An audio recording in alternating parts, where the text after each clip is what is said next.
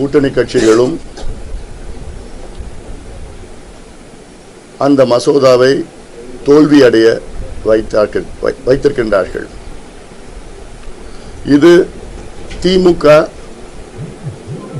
பெண்களுக்கு செய்த மிகப்பெரிய ஒரு துரோகம், பச்சை துரோகம். இது எப்படி இருக்குதுன்னா, திமுக பெண் சிசுவை கருவில் கொலை செய்ததற்கு, பெண் சிசுவை கருவிலே கொன்றதற்கு ஈடான ஒரு செயல் திமுக செய்திருக்கிறது. இந்தியாவுக்கு விடுதலை அடைந்து 80 ஆண்டுகள் ஆகின்றனர். இந்த 80 ஆண்டு காலமாக பெண்கள் படிக்க வேணும், வேலைக்கு போகணும், அதிகாரம் வேணும், முன்னேறணும், எம்எல்ஏ ஆகணும், எம்பி ஆகணும், ஆட்சி அதிகாரம் வேண்டும் என்று எவ்வளோ அவங்க வாழ்க்கையில் போராடிட்டு வராங்க. அது இல்லாமல் இந்த 40 ஆண்டு கால கனவு சட்டமன்றத்திலும் நாடாளுமன்றத்திலும் பெண்களுக்கு குறைந்தது 33 விழுக்காடு இடஒதுக்கீடு வேண்டும் என்று எத்தனையோ போராட்டங்கள் நடைபெற்றது. அந்த போராட்டங்களுக்கெல்லாம் முடிவு வருகின்ற காலத்தில் நேற்றைய முன்தினம் மோடி அவர்கள் அவருடைய அரசு நாடாளுமன்றத்திலே மக்களவையிலே பெண்களுக்கு இடஒதுக்கீடு மசோதா, இடஒதுக்கீடு என்றால் பெண்களுக்கு சட்டமன்றத்திலும் நாடாளுமன்றத்திலும் குறைந்தது 33 விழுக்காடு இடஒதுக்கீடு வழங்குகின்ற ஒரு சட்டம் இது. இதை திமுக முதலமைச்சர் ஸ்டாலின் அவர்கள் அதற்கு முந்தைய நாள் கருப்பு உடை அணிந்து அந்த சட்ட மசோதாவை எரித்தது. இது ஒரு தேச துரோக செயல். இது ஒரு மிகப்பெரிய ஒரு குற்றம். அதுவும் மகளிருக்கான இடஒதுக்கீடு மசோதா நகலை ஒரு மாநிலத்தின் முதலமைச்சர் எரித்தது ஒரு தேச துரோகம் செயல். இதற்கு தேர்தல் ஆணையம் அவர்கள் மீது வழக்கு பதிவு செய்ய வேண்டும், அவருக்கு தண்டனை வழங்க வேண்டும். அடுத்தது, இந்த சட்ட மசோதா தோல்வி அடைந்து விட்டது திமுகவால். அதன் பிறகு முதலமைச்சர் ஸ்டாலின் அவர்கள் பட்டாசு வெடித்து கொண்டாடுகின்றார் என்றால் அவருடைய மனநிலை பெண்கள் தெரிந்து கொள்ள வேண்டும். இது எவ்வளவு வன்மமான ஒரு மனநிலை. அது பெண் இடஒதுக்கீடு சட்டத்தை தடுத்தது மட்டுமல்ல, அதை கொண்டாடுகின்ற ஒரு முதலமைச்சரை நீங்க பார்த்திருக்கீங்களா? இந்த சட்டம் நிறைவேறியிருந்தால் தமிழ்நாட்டிற்கு இன்று 39 நாடாளுமன்ற உறுப்பினர்கள் இருக்கின்றார்கள். அது 59 நாடாளுமன்ற உறுப்பினராக உயரும். இந்த 39 நாடாளுமன்ற உறுப்பினர்கள் இன்றைய சூழலில், மக்களவை உறுப்பினர்கள் இன்றைய சூழலில் வெறும் 5 பேர் தான் பெண்கள். அவருடைய சகோதரி கனிமொழி உட்பட. இந்த சட்டம் நிறைவேறியிருந்தால் 59 நாடாளுமன்ற உறுப்பினர்களாக உயர்ந்திருக்கும். அதில் 20 பெண்கள் நாடாளுமன்றத்திற்கு தமிழ்நாட்டிலிருந்து வருகின்ற 2029 நாடாளுமன்ற தேர்தலில் செல்வார்கள். அது மட்டுமல்ல, இப்போ சட்டமன்றத்திலும் கிட்டத்தட்ட 117 பெண்கள் சட்டமன்ற உறுப்பினர்களாக 2031 சட்டமன்ற தேர்தலில் வருவார்கள். இது எவ்வளவு பெண்களுக்கு ஒரு அதிகாரம், ஆட்சி அதிகாரம். ஸ்டாலின் அவர்கள் தான் சொன்னார். அப்படி பிரதமர் அவர்கள் நாடாளுமன்றத்தில் உறுதி கொடுத்தால் இந்த சட்டத்தை நான் ஆதரிக்கிறேன் என்று சொன்ன ஸ்டாலின் அவர்கள், பிரதமர் அவர்களும் உள்துறை அமைச்சர்களும் சட்ட அமைச்சர் 3 பேருமே நாடாளுமன்றத்திற்கு உள்ள இந்த சட்ட திருத்தம், அரசியல் சாசன சட்ட திருத்தம் யாருக்கும் பாதிப்பு வராது, தமிழ்நாட்டுக்கு 50 விழுக்காடு இடங்கள் அதிகரிக்கப்படும் என்றால் உத்தரப்பிரதேசத்துக்கும் அதே 50 விழுக்காடு இடங்கள் அதிகரிக்கப்படும். பீகார், வட மாநிலத்தில் உள்ள உத்தரப்பிரதேஷ், பீகார், சத்தீஸ்கர், ஜார்க்கண்ட், பஞ்சாப், ஹரியானா, டெல்லி, இது போன்ற அத்துணை, உத்தரகாண்ட், இது போன்ற மத்திய பிரதேசிலிருந்து அத்துணை வட மாநிலங்களுக்கும் 50 விழுக்காடு தான் இடங்கள் அதிகரிக்கப்படும். தமிழ்நாட்டுக்கும் 50, வட மாநிலத்துக்கும் 50, தென் மாநிலங்களுக்கும் 50. இந்தியாவில் இருக்கின்ற 28 மாநிலங்களுக்கு 50 விழுக்காடு ஒரே சீரான முறையில் இடங்கள், சட்டமன்றம், நாடாளுமன்ற இடங்கள் அதிகரிக்கப்படும். அப்போ இதுல என்ன பிரச்சனை வருது? யாருக்கு பிரச்சனை இருக்கு? அப்போ உங்களுக்கு பெண்களுக்கு எதிரான ஒரு வன்மமான ஒரு எண்ணம் தானே உங்களுக்கு இருக்கு. இதை கெடுக்கணும்னு தமிழ்நாட்டில் உள்ள பெண்கள் இன்னைக்கு கொதித்து போயிருக்கின்றார்கள், கோபமாக இருக்கின்றார்கள். ஏன் ஸ்டாலின் அவருடைய தங்கச்சி மட்டும்தான் எம்பி ஆகணுமா? சாதாரண பெண்கள்லாம் எம்பி ஆகக்கூடாது, எம்எல்ஏ ஆகக்கூடாதா? அடக்கப்பட்ட, ஒடுக்கப்பட்ட, வஞ்சிக்கப்பட்ட பட்டியலின மக்கள்லாம் எம்பி ஆகக்கூடாதா, எம்எல்ஏ ஆகக்கூடாதா? எவ்வளோ பெரிய ஒரு துரோகம் பெண்களுக்கு செய்த திமுக அதன் கூட்டணி கட்சிகளை வருகின்ற சட்டமன்ற தேர்தலில் தமிழ்நாட்டில் உள்ள பெண்கள் இதை மறக்க கூடாது. ஒரு பக்கம் பெண்களுக்கு பாதுகாப்பு கிடையாது, பெண்களை நீங்க கொலை பண்ணிட்டு இருக்கீங்க, பெண் குழந்தைகளை கொலை செய்து கொண்டிருக்கின்றீர்கள். பாலியல் வன்கொடுமை, 2.5 வயசு பிஞ்சு குழந்தைய பாலியல் வன்கொடுமை செய்து கெடுத்து கொலை செய்கின்ற திமுக நிர்வாகி தமிழ்நாட்டில் 8 வயசு குழந்தை, பள்ளிக்கூடம் போற குழந்தைய அது வர வழியில பாலியல் பலாத்காரம் செய்து கெடுத்து அது போன்ற சம்பவங்கள் தமிழ்நாடு நடக்குது. பெண்களுக்கு பாதுகாப்பே இல்லை. ஸ்டாலின் அவர்கள் ஆட்சி 5 ஆண்டு கால ஆட்சியில் 62 குழந்தைகளுக்கு எதிரான குற்றங்கள் நடைபெற்றிருக்கிறது. இது தெரிஞ்சது, தெரியாதது எவ்வளவு லட்சக்கணக்கில் இருக்கும். 44,000 பெண்களுக்கு எதிரான குற்றங்கள் தமிழ்நாட்டில் நடந்திருக்கிறது. 44,000. அதுல 2100 கொலை, அதில் கிட்டத்தட்ட 900 பாலியல் வன்கொடுமை செய்து கொலை. ஒரு பக்கம் பெண்களுக்கு பாதுகாப்பு இல்லை, மற்றொரு பக்கம் பெண்கள் உரிமைகளுக்கு வந்த சட்டத்தை ஸ்டாலின் அவர்கள் கெடுத்தது மட்டுமல்ல, அது கொண்டாடுறார். இன்னும் தீபாவளி வந்துடுச்சாமே, என்ன கொண்டாட்டம் முதலமைச்சர் அவர்களே? தமிழக மக்கள் எல்லாம் நாங்கள் வெட்கப்பட வேண்டும். இப்படி ஒரு முதலமைச்சர் நாங்கள் வச்சிருக்கிறோம். அந்த நகலை எரிக்கிறாரு, தோல்வி அடைந்தோன்னு கொண்டாடுறாரு. நிச்சயமாக மக்கள் பார்த்துட்டு தான் இருக்கிறாங்க, பெண்கள் பார்த்துட்டு தான் இருக்கிறாங்க. பெண் சிசுவை கருவிலே கொலை செய்திருக்கின்றார் ஸ்டாலின் அவர்கள். அதுக்கு ஈடான ஒரு செயலை செய்திருக்கின்றார் ஸ்டாலின் அவர்கள். அவர்களை யாருமே மன்னிக்க கூடாது. பெண்கள் மட்டும் இல்ல, ஆண்களும் மன்னிக்க கூடாது. இந்த சட்டம் வரணும். எவ்வளவு போராட்டம், 40 ஆண்டு கால போராட்டம். அவங்க என்னென்ன சொன்னாங்களோ அத்தனை கருத்தும் மத்திய அரசு ஏற்றுக்கொண்டிருக்கிறது. உடனே இதுல ஒண்ணு, அப்படி ஒண்ணு, இப்படி போனா இப்படி ஆகும், அப்படி போனா அன்னைக்கு யார் இருக்க போறா, யார் ஆட்சியில் இருப்பா, யாருக்கு தெரிய போகுது? 10 ஆண்டுகளுக்கு பிறகு இப்படி ஆயிடும், 20 ஆண்டுகளுக்கு பிறகு இப்படி ஆயிடும். இதுல ஏதாவது கேள்வியில் இருக்கு. அடுத்தது இன்னொன்னு செய்தி ஒண்ணு இருக்கு, 2 செய்தி இருக்கு.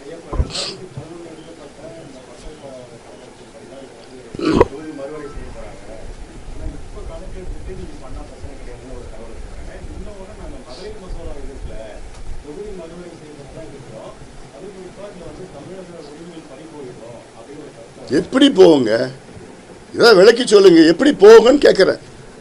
எப்ப எடுத்தாலும் 50 விழுக்காடு இடங்கள் தமிழ்நாட்டுக்கும் அதிகரிக்கப்படும். உத்தரப்பிரதேஷ், பீகார், ஜார்க்கண்ட், சத்தீஸ்கர், மத்திய பிரதேஷ், பஞ்சாப், ஹரியானா போன்ற வட மாநிலத்துக்கும், தென் மாநிலம் கேரளா, கர்நாடகா, ஆந்திரா, ஹரியானா, தெலுங்கானா, ஒரிசா, மகாராஷ்டிரா போன்ற அத்துணை மாநிலங்கள் ஒரே சீராகத்தான். இன்னும் சொல்ல போனா தமிழ்நாட்டுக்கு 51 விழுக்காடு அதிகரிக்கப்படுகிறது.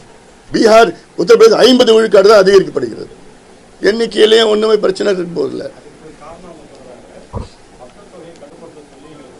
இது மக்கள் தொகைக்கும் இந்த மறுவரைக்கும் சம்பந்தமே கிடையாது.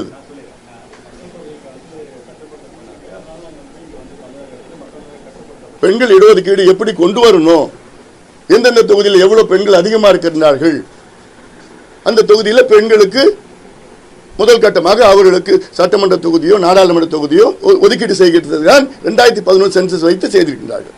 மற்றபடி 2011 சென்சஸ்க்கும் எண்ணிக்கைக்கும் சம்பந்தமே கிடையாது.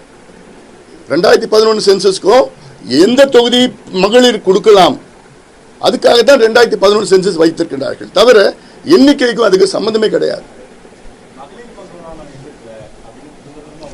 அதான் எதிர்க்கிறேன்னா அவங்களுக்கு இது வரக்கூடாது. இந்த நேரத்தில் ஏதாவது எதிர்க்கணும். அது எதிர்த்து பட்டாசு கொண்டாடுறாருன்னா என்னதுங்க அது?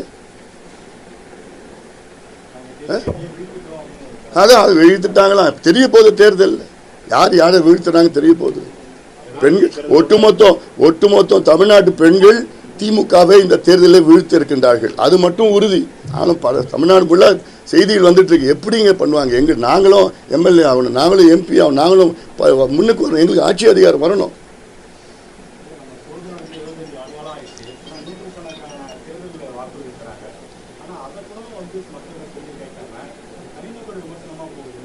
அதான் இப்போ முதலமைச்சர் ஸ்டாலின் அவர்கள் தேர்தல் அந்த பிரச்சார தொடக்கத்தில் 5 ஆண்டு காலம் அவர் செய்த திட்டங்களை வைத்து ஓட்டு கேட்டார், வாக்குகள் கேட்டார். அது எடுப்படல. ஏன்னா மக்களுக்கு அதை பற்றி தெரியல. ஏன்னா அது பொய்யானது. அப்படி எதுவும் திட்டம் நடக்கலை, அதுக்கு நிதி ஒதுக்கீடு நடக்கலை, வெறும் அறிவிப்பு தான் வந்திருக்குது. அதன் பிறகு பார்த்தாரு, பிஜேபி வச்சு ஓட்டு கேட்டார். இதில் பிஜேபி வந்துடும், அப்படி பிஜேபி வந்துடும் அப்படின்னு. அப்புறம் நானும் சொன்னேன், ஐயா ஸ்டாலின் அவர்களே, இது பிஜேபிக்கும் உங்களுக்கும் போட்டி கிடையாது, உங்களுக்கும் பிஜேபிக்கும் போட்டி நாடாளுமன்ற தேர்தல் 2 ஆண்டுகளுக்கு முன்பு முடிஞ்சு போச்சு. நீங்கள் சட்டமன்ற தேர்தலுக்கு வாங்க, இப்போ எம்எல்ஏ தேர்தல் நடக்குது, இது உங்களுக்கும் எடப்பாடி பழனிசாமி அவர்களுக்கும் தான் போட்டி அப்படின்னு சொன்னோன்னே இப்போ அதையும் நிறுத்திட்டார். இப்போ வேறு எது இல்லாமல் இப்போ எடப்பாடி பழனிசாமி அவர்களை பற்றியும் என்னை பற்றியும் தனிநபர் விமர்சனம் பண்ணிட்டு இருக்கார். இப்போ அன்புமணினா அசிங்கம், எடப்பாடி பழனிசாமினா இது அப்படி இப்படின்னு சொல்லி என்னமோ வார்த்தை கொச்சையாக பேசிகிட்டு இருக்கார்.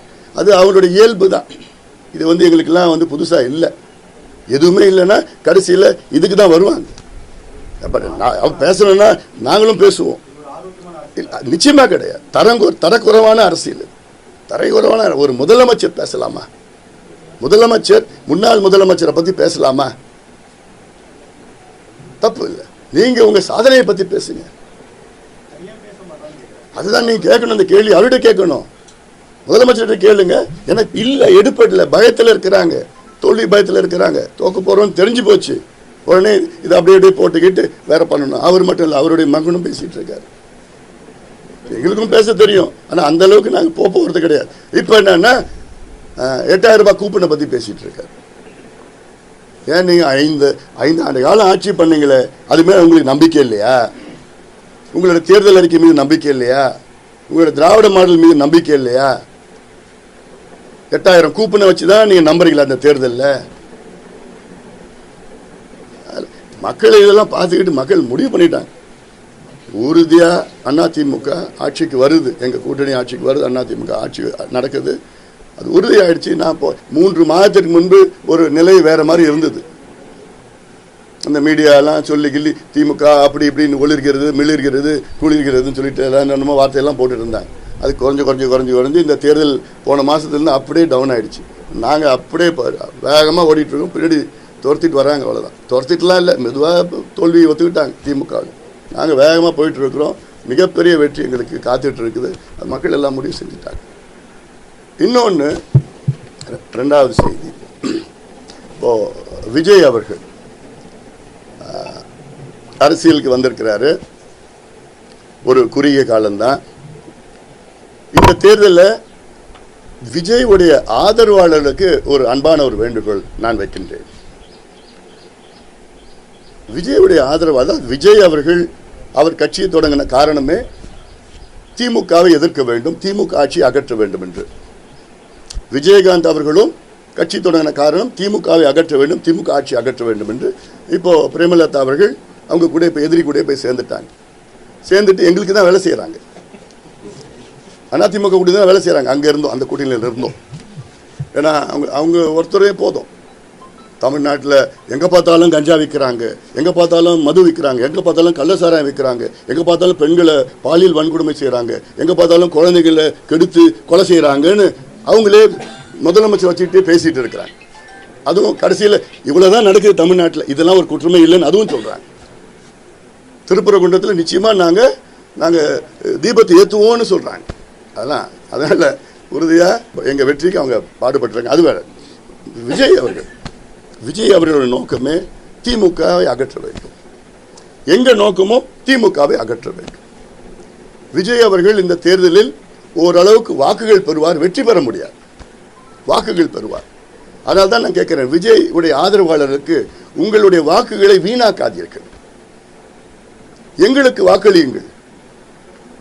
அப்படி எங்களுக்கு வாக்களித்து உறுதியாக திமுக தோல்வி அடையும். உங்களுடைய நோக்கம் திமுக தோக்கணும், உங்களால் வெற்றி பெற முடியாது. வாக்குகள் பெறுவீர்கள், ஆனால் வெற்றி பெற முடியாது.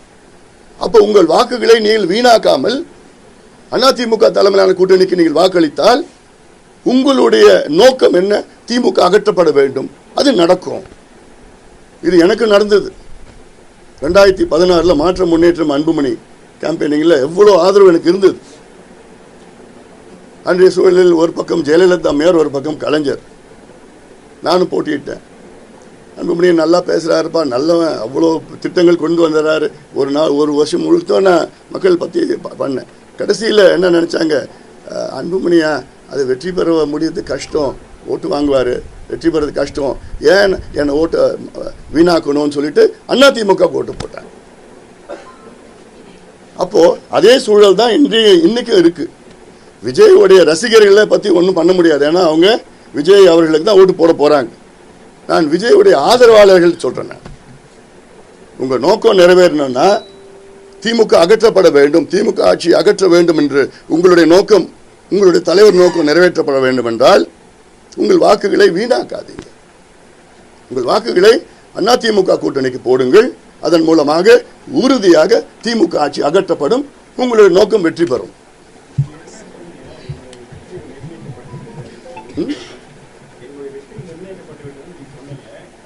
எங்களுக்கு 200க்கு மேல போகணும்ல. எல்லா வாக்குகளும் வேணுங்க. பெண்கள் வாக்குகள், விஜய் ஆதரவு வைக்கணும். வாஷ் அவுட் ஆகணும் திமுக எதிர்கட்சியை கூட வரக்கூடாது. அதான எங்களோட நோக்கம்.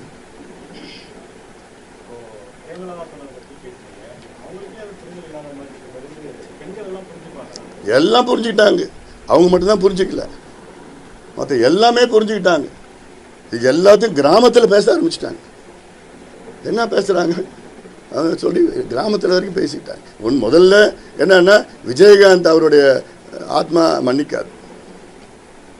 ஏன்னா அவர் கடுமையாக எதிர்த்தது, கடைசி மூச்சு வரைக்கும் திமுக எதிர்த்து தான் அவர் இறந்தார். ஆனால் அப்படிப்பட்டதில் அந்த யார் அவருடைய எதிரியோ அவங்க எதிரிகிட்ட போய் சேர்றது அதெல்லாம் நியாயம் இல்லாதது. அது அவங்க கட்சிகளுக்கே தெரியுது, பொதுமக்களுக்கும் தெரியும்.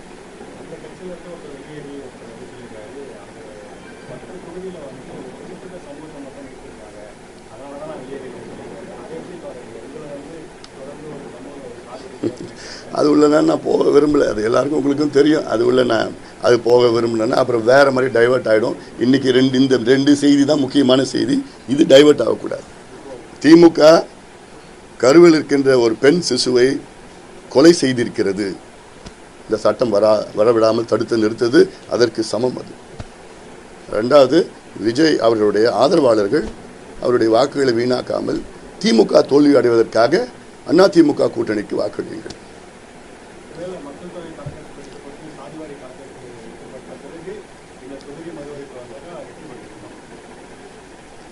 இல்லை, இப்போ சாதிவாரி கணக்கெடுப்புக்கும் இதுக்கும் என்ன சம்பந்தம் இருக்கு? இப்போ இது பெண்களுக்கு இடஒதுக்கீடு, இது ஓபிசி அந்த மாதிரி பிரச்சனைலாம் வரல. இல்லை, பெண்களுக்கு ஆண் பெண் இதில் எல்லா சென்சஸ்லையும் வந்துட்டு இருக்கு. போன சென்சஸ்லையும் இருக்கு. இந்த சென்சஸில் திடீர்னு 2011 எத்தனை ஆண்கள் எத்தனை பெண்கள் தெரியுது நமக்கு. அதில் பெருசாக ஒரு மாற்றம் வரப்போகிறது கிடையாது. இந்த 15 வருஷத்தில் ஐயோ பெண்கள் 10% கூட்டிட்டாங்க, இல்லை குறைஞ்சிச்சுன்னா அவெல்லாம் வரப்போகிறது இல்லை. அதனால இது பண்ணிடலாம். ஏன்னா அடுத்த 2029 மக்களவை தேர்தலில் வந்ததுன்னா நல்லது தானே, தமிழ்நாடுக்கு நல்லது தானே. இப்போ ஒரு 5 பெண்கள் தானே இருக்கிறாங்க. 20 பெண்கள் இடஒதுக்கீட்டில் பொது தொகுதியில் போட்டிடலாம். அவங்க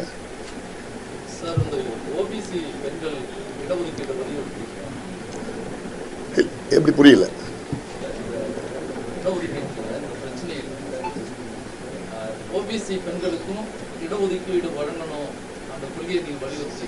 இல்ல, தமிழ்நாட்டுக்கு அந்த பிரச்சனை வரல. இங்க தமிழ்நாட்டுக்கு வரல. பட்டியலினத்துக்கு அதுல அது பட்டியலினத்துக்கு வருது, அதுக்குள்ளே வருது. அதுல பட்டியலினத்துக்கு வருது. அதுல எங்களுடைய கொள்கையும் அதுதான். பட் இதனால ஒரு மிகப்பெரிய ஒரு சட்டம் வராம இருக்கக்கூடாது. இல்லை,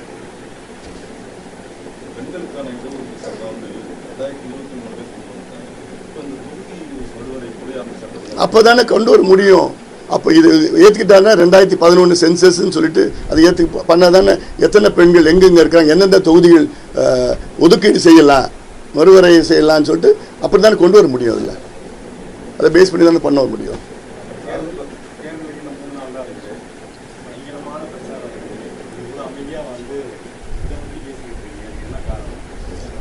இது எவ்வளோ பெரிய ஒரு துரோகம் நடந்திருக்கு, பெண்களுக்கு எதிரான துரோகம். அது நீங்கள் அவ்வளோ பேச மாட்டீங்க, அதனால தான் நான் பேசுகிறேன் உங்ககிட்ட. நீங்கள் விவாதமாக பார்த்து போட்டு என்னென்னமோ இவ்வளோ இருக்கு. இதை தினம் விவாதமாக 2 நாளில் எவ்வளோ கொதிச்சு போயிருக்கிறாங்க பெண்கள். இவர் ஒரு மசோதாவை தோற்கடித்த திமுக அதுக்கப்புறம் பட்டாசு வெடித்து கொண்டாடுறாருன்னா என்ன வன்மமான ஒரு எண்ணத்தில் இருக்கிறார். என்ன தோல்வி இது? என்ன முதல் தோல்வி? ஏன் அதுக்கு முன்னாடி என்ன தோல்வி வந்துருச்சு? இல்லை அதுக்கு முன்னாடி என்ன தோல்வி வந்துருச்சா? இல்லை அதுக்கு அதிமுக ஆட்சி, அதிமுக அண்ணா திமுக ஆட்சி.